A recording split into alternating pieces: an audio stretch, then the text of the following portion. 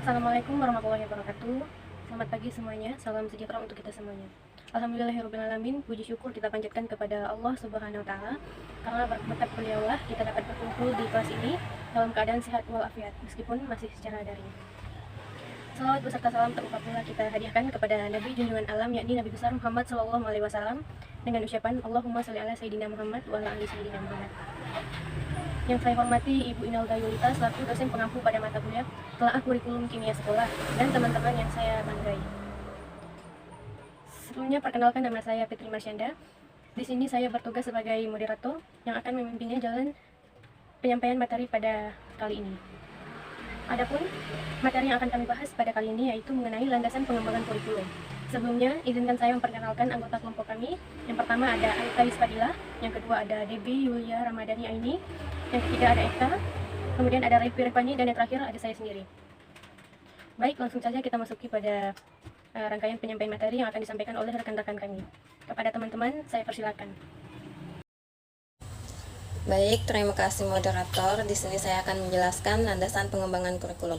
Kurikulum sebagai rancangan sekaligus kendaraan pendidikan mempunyai peran yang sangat signifikan dan berkedudukan sentral dalam seluruh kegiatan pendidikan.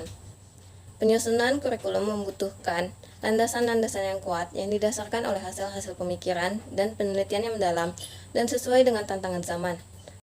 Karena kurikulum ibarat sebuah rumah yang harus mempunyai fondasi agar dapat berdiri tegak, tidak roboh, dan dapat memberikan kenyamanan bagi yang tinggal di dalamnya. Fondasi tersebut ialah landasan-landasan untuk kurikulum sebagai rumahnya, agar bisa memberikan kenyamanan dan kemudahan bagi peserta didik untuk menuntut ilmu dan menjadikannya produk yang berguna bagi diri sendiri, agama, masyarakat, dan negaranya. A. Pengertian kurikulum. Pengertian kurikulum berawal dari dunia olahraga, yakni curir atau pelari, dan curere tempat berpacu, yang diartikan sebagai jarak yang harus ditempuh oleh seorang pelari mulai dari start sampai finish untuk memperoleh medali penghargaan. Susilana dan kawan-kawan 2006. Dalam dunia pendidikan diaplikasikan sebagai sejumlah mata pelajaran atau subjek yang harus ditempuh siswa dari awal sampai akhir program pembelajaran untuk memperoleh penghargaan dalam bentuk ijazah. Terima kasih. Baik, terima kasih kepada moderator atas waktunya. Di sini saya akan menjelaskan sedikit tentang materi yang akan dibahas oleh kelompok saya.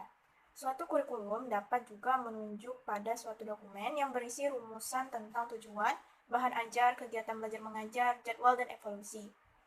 Pada hakikatnya, pengembangan kurikulum itu merupakan usaha untuk mencari bagaimana rencana dan pengaturan mengenai tujuan, isi, dan bahan ajar, serta cara yang digunakan sebagai pedoman penyelenggaraan kegiatan pembelajaran yang sesuai dengan perkembangan dan kebutuhan untuk mencapai tujuan tertentu dalam suatu lembaga. Pengembangan kurikulum diarahkan pada pencapaian nilai-nilai umum, konsep-konsep masalah, dan keterampilan yang akan menjadi isi kurikulum yang disusun dengan fokus pada nilai-nilai tadi. Kemudian, landasan pengembangan kurikulum. Landasan pengembangan kurikulum memiliki peran yang sangat signifikan sehingga apabila kurikulum diibaratkan sebagai sebuah bangunan atau gedung atau rumah yang tidak menggunakan landasan atau pondasi yang kuat, maka ketika diterpa angin atau terjadi guncangan yang sangat kencang, bangunan tersebut akan mudah roboh. Demikian pula halnya pada kurikulum. Apabila tidak memiliki dasar pijakan yang kuat, maka kurikulum tersebut akan mudah terombang-ambing dan menjadi taruhannya adalah manusia sebagai peserta didik yang dihasilkan oleh pendidik itu sendiri. Baik, sekian dari saya. Baik, saya akan melanjutkan penjelasan selanjutnya yaitu mengenai landasan filosofis. Baik, jadi landasan filosofis mengandung arti bahwa pendidikan senantiasa berhubungan dengan manusia, baik secara subjek, sebagai objek, maupun sebagai pengelola. Dengan demikian, pendidikan itu senantiasa berinteraksi antar manusia. Kurikulum pada hakikatnya merupakan alat untuk mencapai tujuan pendidikan, karena tujuan pendidikan sangat dipengaruhi oleh filsafat atau pandangan hidup suatu bangsa. Maka, tentu saja kurikulum yang dikembangkan juga akan mencerminkan filsafat hidup yang dianut oleh bangsa tersebut. Maka dari itu, terdapat hubungan yang sangat erat antara kurikulum pendidikan di suatu negara dengan filsafat negara yang dianutnya. Contohnya yaitu Indonesia pada saat masa penjajahan Belanda, kurikulum yang dianut pada masa itu adalah berorientasi pada kepentingan politik Belanda.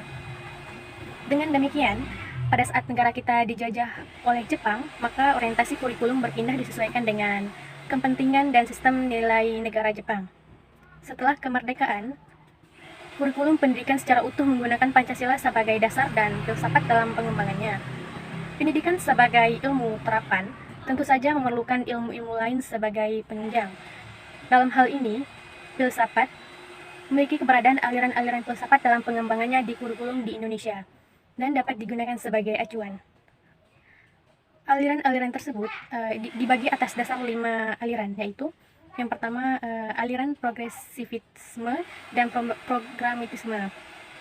Aliran progresivisme mengakui dan berusaha mengembangkan asasnya dalam semua realita kehidupan dengan tujuan agar semua manusia dapat bertahan menghadapi semua tantangan hidup. Sedangkan menurut aliran pragmatisme, suatu keterangan itu baru dikatakan benar jika sesuai dengan realitas, atau suatu keterangan akan dikatakan benar kalau sesuai dengan kenyataannya. Yang kedua yaitu aliran esensialisme. Aliran ini didasarkan oleh nilai-nilai kebudayaan yang telah ada sejak awal peradaban manusia. Esensialisme memandang bahwa pendidikan harus berpijak pada nilai-nilai yang memiliki kejelasan dan tahan lama, yang memberikan kestabilan dan nilai-nilai terpilih yang mempunyai tata yang jelas.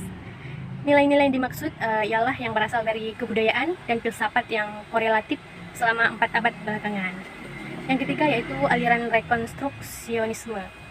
Rekonstruksionisme adalah aliran yang berusaha merombak tata susunan lama dengan membangun tata susunan hidup kebudayaan yang bercorak modern. Pandangan tentang ontologi, epistemologi, dan aksiologi yang menjadi dasar bagi pengembangan konsep kurikulum, yaitu dari segi ontologi. Yang keempat yaitu aliran eksistensialisme.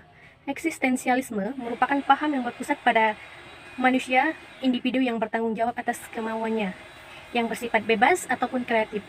Seseorang eksistensialisme sadar bahwa kebenaran itu bersifat relatif, dan karenanya itu masing-masing individu bebas menentukan mana yang benar atau mana yang salah. Dan yang terakhir yaitu aliran perennialisme. Perennialisme berasal dari kata perennial yang berarti abadi. Jadi, aliran ini beranggapan bahwa beberapa gagasan telah bertahan selama berabad-abad dan masih relevan saat ini. Seperti pada saat gagasan tersebut ditemukan, perennialisme lebih menekankan pada keabadian, keidealan, kebenaran, dan keindahan daripada warisan budaya dan dampak sosial tertentu. Baik, materi selanjutnya akan dijelaskan oleh teman saya. Terima kasih. Psikologi dapat diartikan sebagai suatu ilmu yang mempelajari tingkah laku manusia dalam hubungan dengan lingkungannya. Perilaku-perilakunya merupakan manifestasi dari ciri-ciri kehidupannya, baik yang tampak maupun yang tidak tampak, seperti perilaku kognitif, afektif, dan psikomotorik. Landasan sosiologi. Sosiologi mencakup secara garis besar akan perkembangan masyarakat dan budaya yang ada pada setiap ragam masyarakat. Nah, karena beraneka ragamnya budaya masyarakat yang ada di Indonesia, sehingga kurikulum dalam perumusannya juga harus menyesuaikan pada budaya masyarakat sehingga menjadi objek pendidikan dan penerima dari hasil pendidikan tersebut. Kemudian, landasan ini didasari bahwa pendidikan adalah proses budaya untuk meningkatkan harkat dan martabat manusia.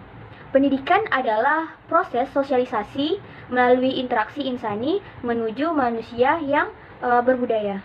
Baik, pada penjelasan selanjutnya saya akan menjelaskan mengenai landasan ilmu pengetahuan dan teknologi atau yang disebut dengan IPTEK. Nah, di dalam kehidupan masyarakat itu ada 3 nilai yang harus dikembangkan, di antaranya itu estetika, logika, dan etika. Ilmu pengetahuan dan kebudayaan merupakan nilai-nilai yang berkembang dari logika atau pikiran. Nah, sebagai akibat dan kemajuan IPTEK, maka pada hakikatnya hasil kebudayaan manusia dan kehidupan manusia itu semakin luas sehingga menuntut tuntutan hidup pun semakin tinggi. Dan sekarang pendidikan itu harus mengantisipasi tuntutan hidup sehingga dapat menciptakan anak didik untuk hidup wajar sesuai dengan kondisi sosial dan masyarakat. Nah, dalam konteks ini kurikulum sebagai program pendidikan harus siap menjawab tantangan dan tuntutan dari masyarakat. Nah, itulah mengapa IPTEK sangat diperlukan dalam landasan kurikulum. Setidaknya ada 4 alasan yang menjadikan IPTEK itu sebagai landasan kurikulum. Di antaranya itu, kemajuan IPTEK itu harus membawa manusia pada masa yang nggak pernah dibayangkan sebelumnya. Dan yang kedua itu banyaknya permasalahan yang muncul akibat penyalahgunaan IPTEK itu sendiri. Dan yang ketiga, kurikulum perlu diupdate agar sesuai dengan perkembangan teknologi sekarang. Dan yang keempat itu perubahan kurikulum harus perlu diperhatikan dan diantisipasi dalam pengembangan kurikulum, yang diantaranya itu pola hidup dan perubahan sosial politik. Nah, jadi kita dapat simpulkan bahwa pengembangan kurikulum itu salah satunya harus memperhatikan iptek. Sebab tanpa memperhatikan iptek, kurikulum tersebut akan ketinggalan zaman dan pelajar tidak akan dapat ilmu yang dituntut oleh dunia pekerjaan. Sehingga pada hakikatnya inovasi kurikulum terus berkembang mengiringi kemajuan zaman sehingga menghasilkan materi pembelajaran berupa struktur ilmu pengetahuan iptek. Baik, itulah tadi materi yang dapat disampaikan dari rekan-rekan kelompok kami. Kalau lebih kurang kami mohon maaf. Wabillahi taufiq wal hidayah. Wassalamualaikum warahmatullahi wabarakatuh.